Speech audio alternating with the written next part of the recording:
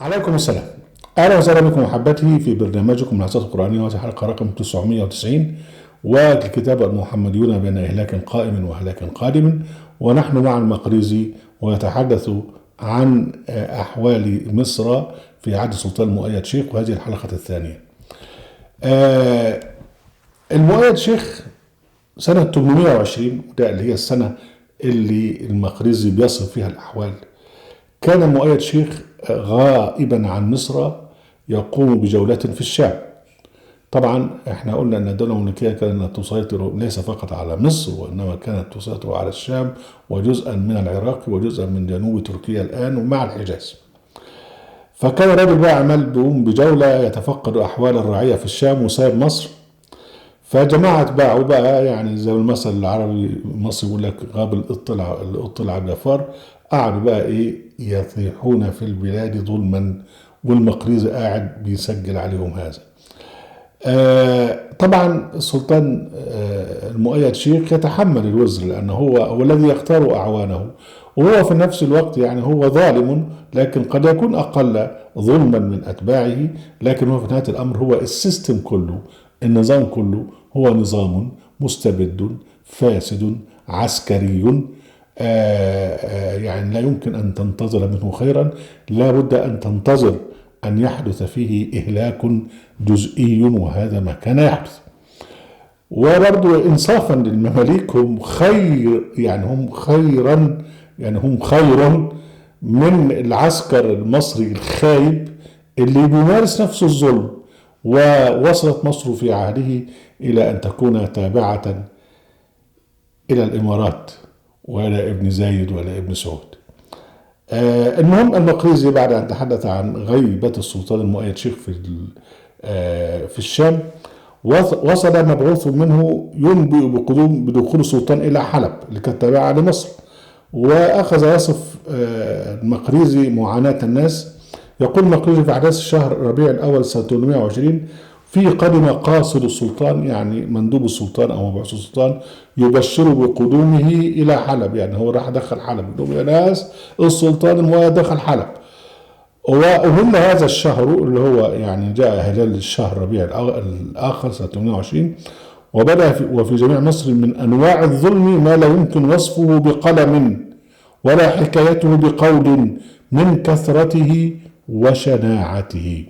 ثم بدأ بقى في تفصيل أنباء الظلم، وده اللي احنا بنعيش معاه دلوقتي بنسترجعه. أول حاجة اتكلم عن المحتسب.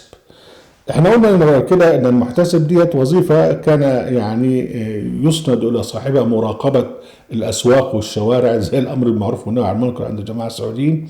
لكنه كان يعني كانت له سلطة انه يعني البوليس، وانه القاضي، وانه الجلاد. يعني يمسك الواحد ده بوليس ويحكم عليه ان هو ينضرب 70 جلدة مثلا ويضربه. حاجة كده جميلة جدا يعني. فالمحتسب يعني كان في العادة من الفقهاء، وطبعا لكي يصل إلى هذا المنصب لابد أن يدفع. وبعدين في منتهى البساطة بقى ياخد فلوس بقى من الناس، من التجار ومن كذا ومن كذا، ويلم فلوس قد كده. وده بقى الشريعة اللي بيقولوا عليه. فالمحتسب بالقاهرة وبمصر يعني يأخذ مما يكسبه الشاعة التجار، ويعني يتسامح مع الغش، ويتسامح مع السرقة، ويتسامح مع غلاء الأسعار المفتعل. وأهم شيء أنه هو يأخذ من الناس التجار دول المعلوم، والمعلوم يعني الرشوة. المخرج يقول لك ايه: فيصرفون ما يسوء لهم من هذا السحت في ملاذهم المنهي عنه. يعني ياخدوا الفلوس السحت دي من الناس اللي هو المحتسب واعوانه، ويصرفوها بقى في الهمبكه وفي النسوان وفي الحشيش والى اخره. ويقول لك: ويؤدينه ما استدانوه من المال الذي دفع رشوه عند ولايته. جزء منه بقى يدفعوا يعني يعني كانوا رشوه عشان خاطر يوصلوا، ورشوة جزء بيقول لك أنا ده مقدم، ولما أخذ الوظيفة هكمل لك الباقي. فيقول لك التزم بمبلغ كذا، فهو بيدفع جزء وجزء تاني يقول لك بعد لما امسك الوظيفه هجيب لك. طبعا هجيب منين؟ من الظلم بتاع الناس. فالدوله كلها قائمه على اساس السلب والنهب، مش على اساس ان هي تعمل يعني ازدهار، مش تعمل تنميه، ما بتعملش تنميه، لا هي بتخطف من الناس. وده اللي بيحدث في مصر يعني دلوقتي. المهم بيقول لك ويؤديان منه ما استدانوه من المال الذي دفع رشوة عند دولتهم، ويأخذ منه بقية لمهاداة أتباع السلطان ليكونوا عونا لهم عند بقائهم. يعني جزء يدفعوا منه بقية الرشوة، والجزء الثاني يدوه هدايا للناس الملأ اللي حوالين السلطان عشان خاطر السلطان مش هيعزلهم. يعني اذا بقى الموضوع كله حراميه في حرب. الباعة يوشون البضائع ويظلمون الناس في البيع، وبدل ان يقوم المحتسب بوظيفه الشريعه في الضرب على ايديهم فليأخذ منهم الرشاوى ويكون شريكا لهم فيما يكون من اوان الناس بالباطل. وتلك الرشاوى التي يعني كان ينفقها المحتسب في 3 وجوه: في المعاصي، وفي تسديد الديون التي اخذها ليدفعها من قبل الرشوه كيحصل على ذلك النصب، ثم في تقديم رشاوى للملأ حول السلطان وحاجات السلطان. ده كان موجودا في العصر المملوكي. وفي كتابنا عن المجتمع المصري في عصر السلطان قايتباي ذكرنا برضو واحد محتسب كان أمير مملوكي وكان فظيع جدا اسمه يشبك الجمالي المحتسب، ونتعرض له بالمرة هنا عشان خاطر نعرف يعني كيف كانت يعني مظهر من مظاهر الظلم تحت اسم تطبيق الشريعة. ده اللي يشبك الجمالي ده كان راجل أمير مملوكي ومتدين، وكان يؤمن بقى بيصلي طول الليل، وبسبب تدينه السلطان قايتباي عينه أميرا للحج، يعني يروح يكون هو أمير للحج للناس. وأضيفت له وظيفة الحسبة في يوم الاثنين 24 ربيع الثاني سنة 873. وكان هذا الإنسان معبرا عن الطبيعة العسكرية المتدينة، اللي هو لا ترى فارقا بين الظلم وبين التدين. يعني كلما زاد تدينه زاد ظلمه. ده بقى استكبر أن ينزل إلى الأسواق بنفسه وبعت أتباعه، واتباعه اللي يعني انفردوا بالاسواق يفرضون الاتوات على التجار، ومن يرفض دفع الاتاوه يحملونه الى يشبك الجمال. طبعا ده الكلام بتاع ابن الصيرفي في كتابه انباء الفصل بابناء العصر. فيوقع به المحتسب اشد العقوبه. يقول لك ايه ابن الصيرفي؟ يقول لك وباشر يشبك المذكور الوظيفه المذكوره اللي هي الحسبه، لم يكشف البلد بنفسه ولا مره، يعني ما راحش اي مره يشوف بنفسه، ولا يعرف أحوال الرعاية والمسؤولين إلا من أعوانه الذين في خدمته، فصاروا أرباب أموال وأقمشة ودور وخيول وبغال وحمير. يعني الأتباع بتوعه بقى أصبح أصحاب أملاك وخيول إلى آخره. ويقول لك تعبير جميل جدا، يقول لك وهو ماسك البقرة وغيره يحلبها. يعني هو اللي ماسك البقرة والناس أتباعه هم اللي بيحلبوا، وطبعا متعجل ومش بيحب يرضى ينزل بنفسه للسوق ويخالط العوام يعني. بيقول لك فانه لا يتعاطى شيئا، ولكن ما احسن قول الشاعر ورابط الكلب العقور ببابه فاصل ما بالناس من رابط الكلب. يعني بيقول لك اللي ربط الكلب العقور ببابه الذنب مش الكلب، الذنب في اللي ربطه. وبعدين يقول بقى عن هذا المحتسب، وده مهم جدا عشان خاطر نعرف ان التاريخ مستمر. يعني ما ذكره المقريزي عن صاحبنا ده المحتسب في عهد المؤيد شيخ يؤكده بعد ذلك بنصف قرن تقريبا ما قاله ابن الصيرفي عن يشبك المحتسب في عصر السلطان قايتباي.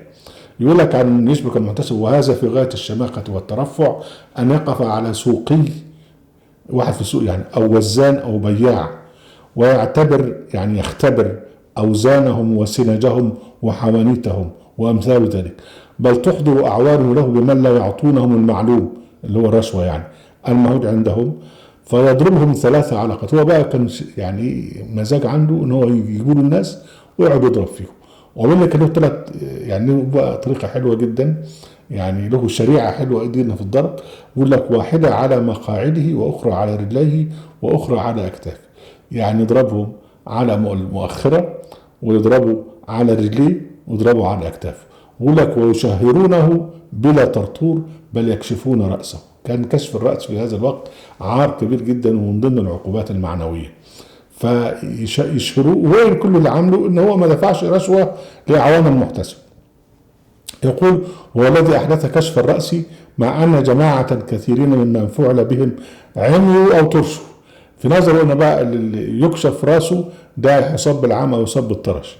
فإن الواحد يكون ضعيف البصر أو به نزلة يعني زكام أو بقى نزل برد فيكشفون رأسه ويدرون به في القارة فلا يرجع إلا بضر أو مثال ذلك. ويقول عن أحكامه بقى اللي هو طبعا هو راجل بقى البوليس وهو القاضي وهو المنفذ. هو يقول عن أحكامه أما أحكامه فبالبخت والنصيب يعني على حسب المزاج.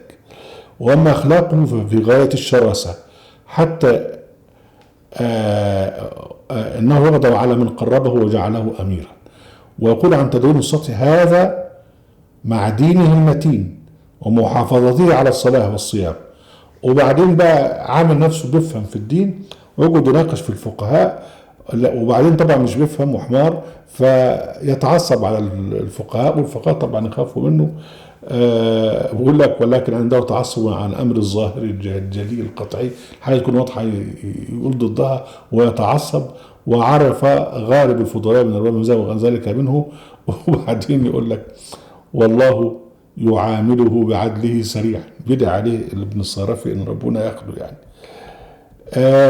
في سنه في يوم 16 صفر سنه 875 ونحن لازلنا طبعا هنا نقله الى كتاب ابن الصرافي انباء الهصري بابناء العصر.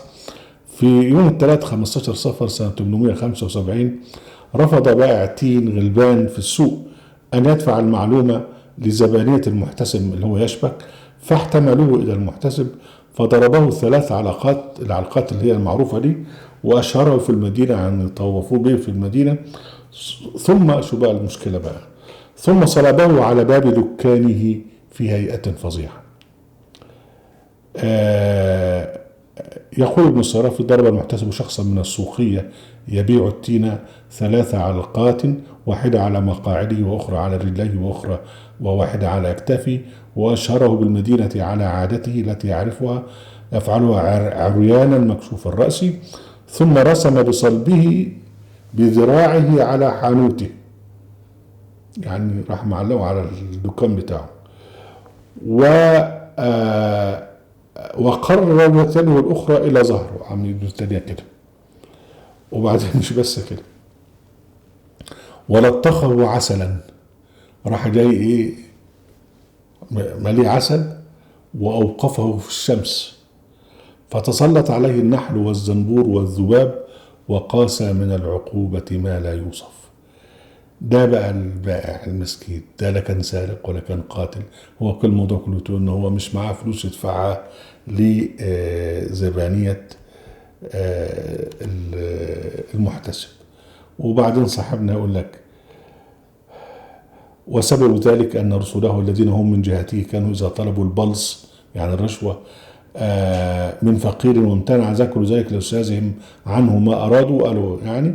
وهو سريع الحدة سريع الغضب لا يثبت في الأحكام فيطلبه ويفعل به ما ذكر.